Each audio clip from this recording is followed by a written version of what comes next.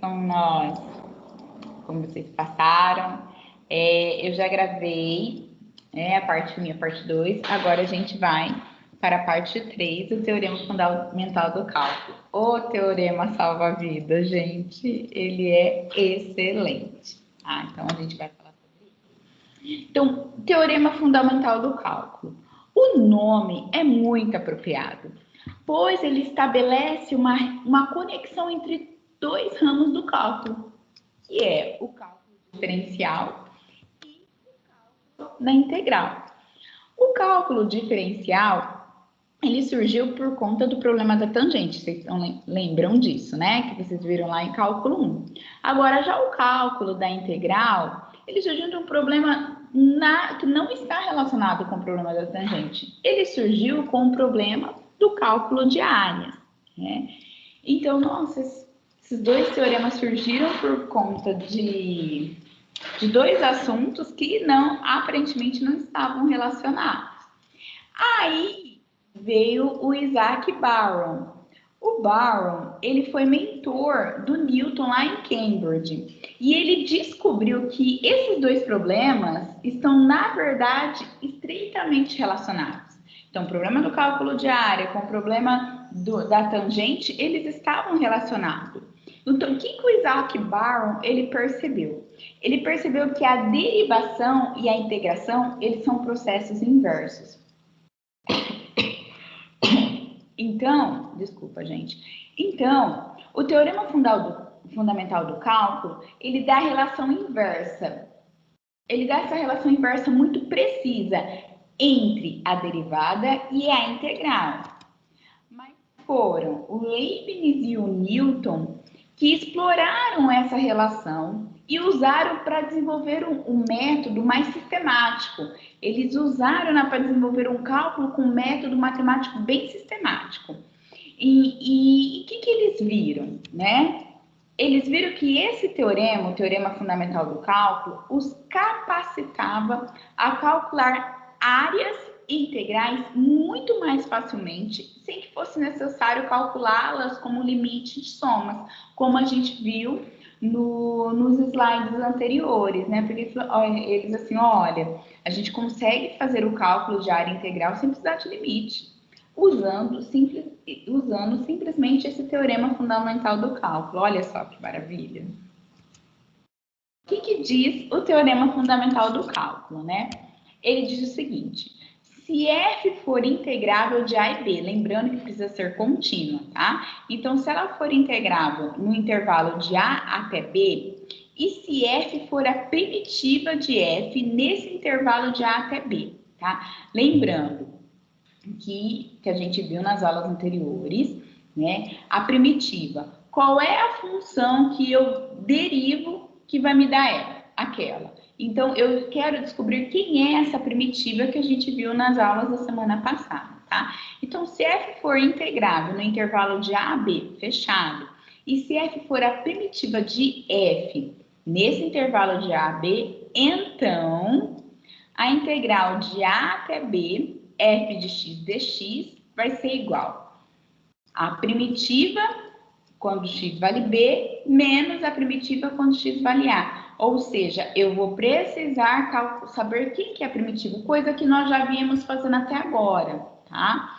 Então, a gente trabalhou lá com integral indefinida, que aí nos dava uma função, e depois a gente viu também a integral definida, que ele nos dá, que vai nos dar um valor. Então, a gente vai continuar calculando a primitiva, sim, porque a gente calculou a primitiva, aí a gente vai substituir o valor do x desses intervalos aqui que ele está pedindo. Então, eu vou fazer f de b menos o f de a. Então, como que fica isso, então, tá? Então, a diferença de f de b menos f de a será indicada por f de x de a em b.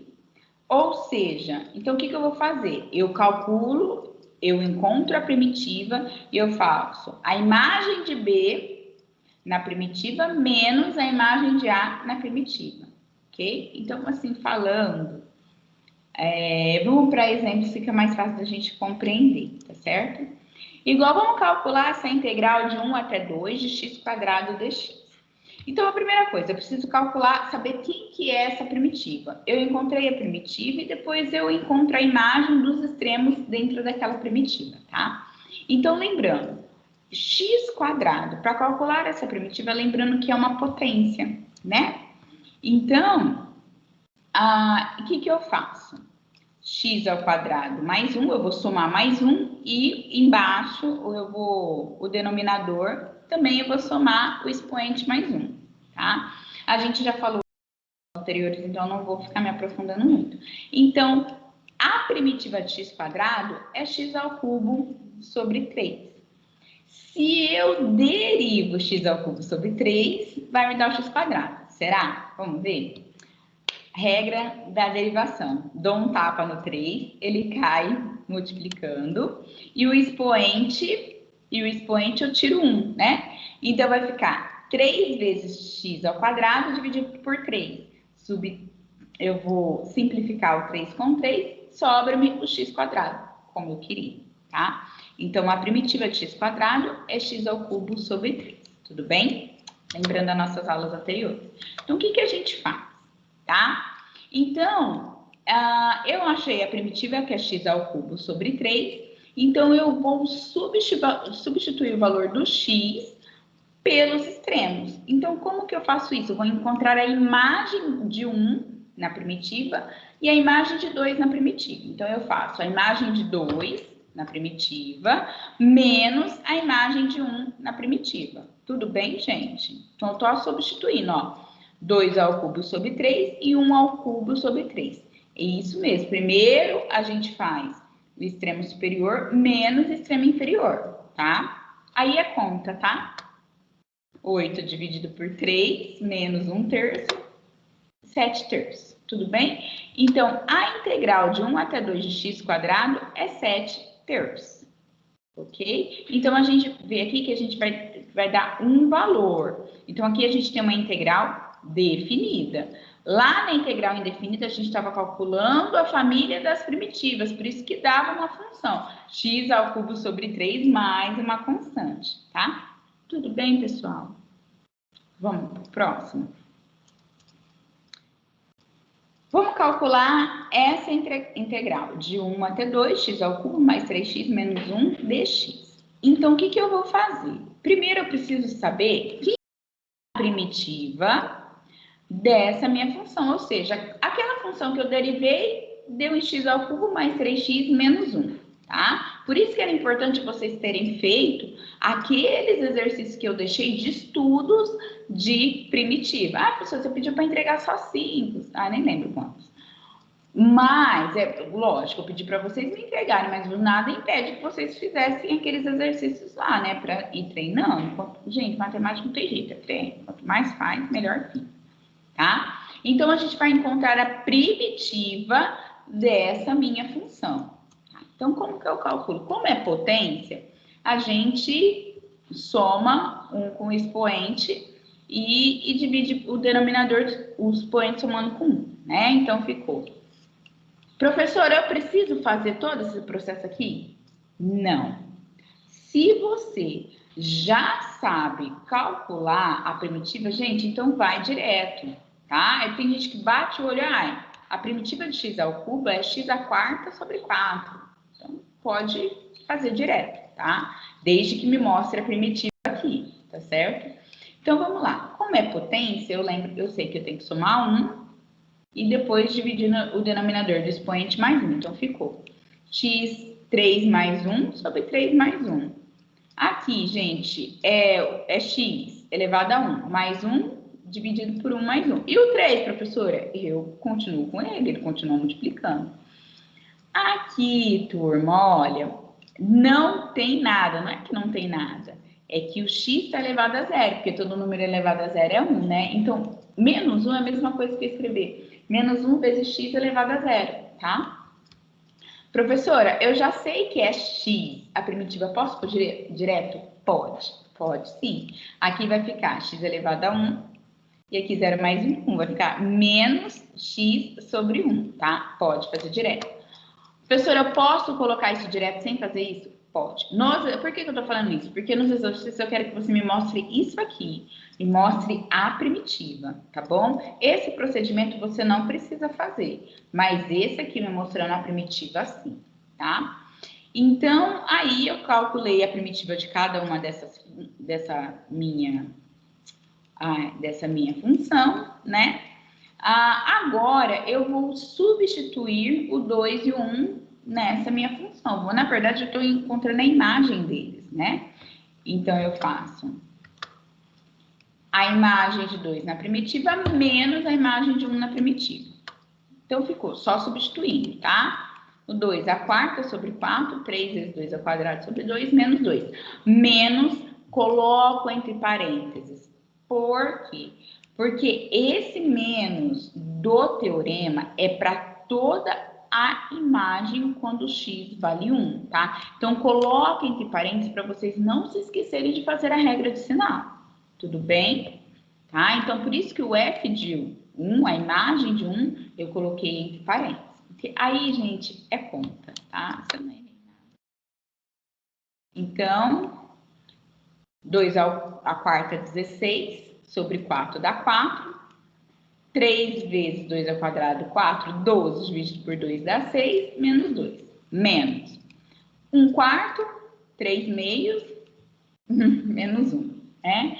Então, eu já vou fazer o cálculo daqui, 4 mais 6 menos 2, que dá 8. E aqui, como eu tenho uma adição e subtração de frações, então eu vou achar o MMC, né? Divido pelo de baixo, resultado multiplico pelo de cima. Então, 4 dividido por 4 dá 1, vezes 1, 1. 4 dividido por 2 dá 2, vezes 3, 6. 4 dividido por 1 dá 4, vezes 1, menos 4, tem um menos ali, né? Então, eu calculo ali dentro do parênteses, vai ficar 6 mais 1, 7. 7 menos 4 vai dar 3, 3 quartos. Então, ficou mais 3 quartos com menos aqui de fora, menos 3 quartos. Aí, essa continha, né, gente? 4 vezes 8, 32, menos 3, 29 quartos, tá? Então, a integral de 1 até 2 dessa minha função, 29 quartos. Tudo bem? E agora? Eu quero a integral de 1 até 2, de 1 sobre x, mais 1 sobre x ao cubo dx. Primeiro, eu vou calcular a primitiva, tá? De 1 sobre x é ln de x, né, gente? Que eu mostrei lá que não dava pra gente fazer o que nós estávamos acostumados, né? Porque aí a gente vai ter denominador igual a zero e não existe, né? A gente dividir por zero. Eu tenho esse pacote de bolacha, para quantas pessoas vai dividir? Para ninguém? Tem como fazer essa conta? Né? Não tem isso, tá? Então, a gente tem a primitiva de 1 sobre x, ln de x, certo? A primitiva de 1 sobre x ao cubo. 1 sobre x ao cubo, eu inverter na base, quando eu inverto a base, eu jogo esse x ao cubo para cima, eu inverto o sinal da potência. Então, 1 sobre x ao cubo é a mesma coisa que x elevado a menos 3. Aí, eu aplico aquela regrinha da primitiva, para encontrar a primitiva, tá? Então, como é uma potência, eu somo com 1 e divido pela potência mais 1, né? Então, o que ficou? X elevado a menos 2, dividido por menos 2. Eu vou dar uma arrumadinha, tá? Tá vendo que como o meu expoente ele é negativo, eu quero inverter. Então, eu invertendo a base, o meu expoente ele muda de sinal. Então, eu posso escrever. Então, eu joguei o x quadrado para baixo, como eu inverti a base, eu mudo o expoente dele. Então, fica x ao quadrado. Professora, por que está negativo aqui? Porque eu fiz a regra de sinal. Não é menos 2? Menos com mais do denominador, menos com mais, negativo, tá? Então, essa aqui é a minha primitiva. Tudo bem? Então, aí agora eu vou calcular a imagem dos extremos dentro dessa primitiva, tá? Então, eu vou fazer a imagem de 2 menos a imagem de 1 na primitiva. Vai ficar ln de 2 menos 1 sobre 2 vezes 2 ao quadrado. Menos, lembrando que eu coloco entre parênteses para a gente não esquecer da regrinha de sinal. ln de 1 menos 1 sobre 2 vezes 1 ao quadrado, tá? Então, vamos lá. Ó, ln de 2 fica ln mesmo, sobre 1 oitavo. Gente, olha, ln de 1 quanto dá? 0, né, gente? Isso mesmo, tá? O logaritmo de 1 em qualquer base sempre é 0, tá? E por quê, professora? Eu não coloquei aqui, mas se alguém perguntar na nossa aula de quarta, eu falo por quê. Mas vocês vão saber, o logaritmo de 1 em qualquer base é 0, tá? Então, aqui dá 0 e aqui vai ficar menos 1 meio, não é? Porém, eu tenho esse negativo aqui. Então, menos com menos vai ficar mais. Professora, por que você pôs negativo aqui no zero? Porque, né? Na verdade, então não faz diferença, tá bom? Mas aqui tá positivo porque eu fiz a regra de sinal. Menos com menos, mais, tá? Aí a continha, né, gente? Então, aí eu tenho uma subtração de fração. Faço MMC, que é 8. Divido pelo de baixo, multiplico pelo de cima. 8 dividido por 2 dá 1. Vezes 1, 1. Mas tá negativo, né, gente? Menos 1.